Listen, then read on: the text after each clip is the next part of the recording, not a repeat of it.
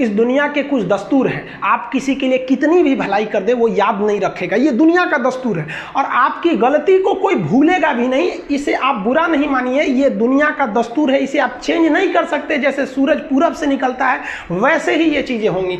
लेकिन हम आपसे कहते हैं, आप दुनिया में आज कई लोग होते हैं दूसरे को लगते हैं सिखाने, आप क्यों दूसरे को बार बार ज्ञान देने लगते हैं, आप अपने आप को क्यों ज्ञानी समझने लगते हैं। दूसरे को सुधारने की कोशिश मत कीजिए, बल्कि खुद सुधरिए। आपके सुधरने से हो सके कि पृथ्वी से एक बुरा इंसान सुधर जाए। आप समाज में जहाँ भी रहेंगे तो आपके पास बहुत सारे लोग आएंगे, कुछ गलतियाँ भी करेंगे, कुछ अच्छा काम भी करेंगे। जब भी किसी की प्रशंसा कीजिए तो पूरी महफिल में कीजिए कि ये व्यक्ति ने अच्छा काम किया। लेकिन अगर किसी की शिकायत या उसकी आलोचना करना है, उसे डांटना है, तो उसे अकेले में समझाइए। और डांटने के बाद उसमें इस तरह से कर दीजिए, उसमें प्रशंसा मिला दीजिए। कोई गलती कर दिया, मान लीजिए आपका छोटा भाई नहीं पढ़ाई किया, गलत कम नंबर लाया, तो उसे डांटिए कि, लेकिन अकेले में डांटिए कि इतना कम नंबर क्यों लाया। फिर उसे उसी में एक पॉजिटिवनेस जोड़ दीजिए, तुम्हारे में इतना मेहनत, हम इसलिए डांट रहे हैं कि तुम कर सकते थे लेकिन क्यों नहीं किए।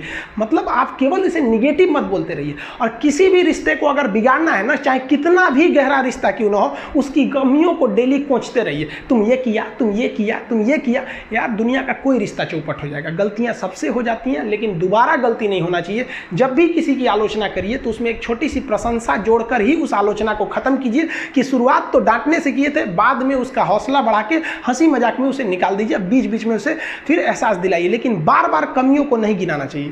लेकिन आज हम लोग भूल गए हैं कि हमें बात कर, बात में तो इतना आजकल वो तहजीब ही नहीं रह गया है कि इतना रफ बोल दो कि दुश्मन। किसी से पूछो, एक लड़का पूछा तुम्हारा क्या हाल है, तो कर है खराब है, ठीक कर दोगे जब हाल है भाई। आप सबकी जिंदगी में कुछ कठिनाइयां आएंगी, ठोकरें लगेंगे, लेकिन ठोकर खा के संभलना भी जरूरी है। ठोकरें खाकर भी ना संभला तो ये मुसाफिर का नसीब, राह के पत्थर तो अपना फर्ज अदा कर चुके हैं। और कभी भी मुश्किलों से घबराइएगा नहीं।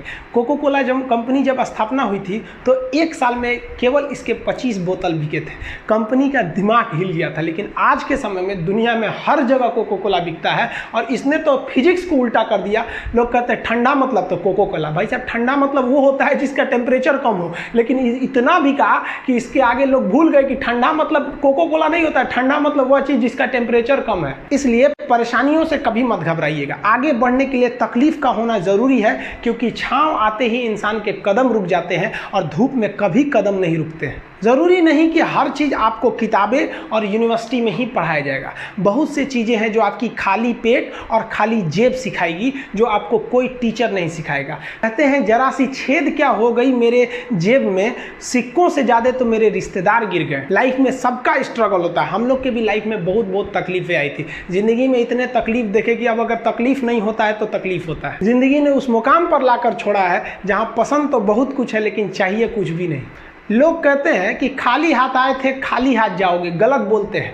लोग भले खाली हाथ आते हैं लेकिन जब जाते हैं तो अपने साथ कुछ संस्कार, कुछ यादें छोड़ जाते हैं। एपीजे अब्दुल कलाम खाली हाथ तो आए थे, क्या खाली हाथ गए? हमारे जितने देश के लोग हैं उन देशवासियों के लिए एक प्रेरणा के स्रोत बन गए हैं। लेकिन अगर आप खाली हाथ आते हैं और खाली हाथ चले जाते हैं तो आपका पुरुष योनि में जन्म लेने का कोई अर्थ ही नहीं बना। अपनी मंजिल को भुला कर जिया तो क्या जिया, है दम तुझ में तो उसे पाकर दिखा। लिख दे खून से अपनी कामयाबी की कहानी और बोल उस किस्मत को कि है दम तो मिटा के दिखा।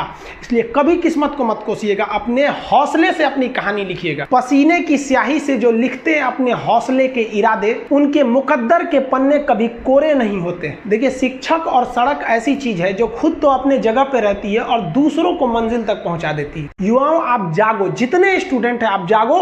आपको हम बताए भी थे, हमेशा बोलते हैं अधिकार कभी मांगने से नहीं मिला, इसे छीनना पड़ेगा। और धन्यवाद देते हैं हम लोग ये जो व्हाट्सएप, फेसबुक, ट्विटर ये सब जो आए, ताकि सरकार जो थी यहाँ तक बात अब इजीली पहुँच जाती है। नहीं तो वही हो जाता, मध्य प्रदेश में बेचारे भोपाल में लड़कों पे लाठी चार्ज कर दिया गया। यहाँ पर पुलिस वाले लाठी चार्ज कर दिए। याद रखना, लाठी चार्ज करने वाले पुलिस वालों, एक दिन आएगा जब आपके बच्चे भी ना ऐसे ही सड़क पर लाठी खाएंगे नौकरी के लिए। फिर आपको याद आएगी कि जब युवाओं ने अपना अधिकार मांगने आया था तो आपने किस तरह उन पर लाठियां बरसाई थी। लोग आपको कुछ भी कहेंगे, आप टस से मत होइएगा, आप सीधा कहिए हमें पढ़े हैं तो हमें जॉब चाहिए। अगर हमको किराने की दुकान खोलनी रहती या हमें अपने पैर पर खड़ा रहना पड़ता तो खामखा में ना लड़का बीएससी एमएससी या पीएचडी करके घूम रहा है। किराना की दुकान खोलने के लिए तो नॉर्मल वो इंटर मैट्रिक करके बैठ जाता, वहाँ दुकान अच्छा चला लेता। बहुत से तो ऐसे अनपढ़ लोग हैं जो कभी कॉलेज नहीं गए लेकिन उनकी किराने की दुकान फर्स्ट क्लास चलती है। तो ये बात पहले ना बोलना चाहिए था। तो आप अपनी लड़ाई लड़ते रहिए, हर एक टीचर आपके साथ है।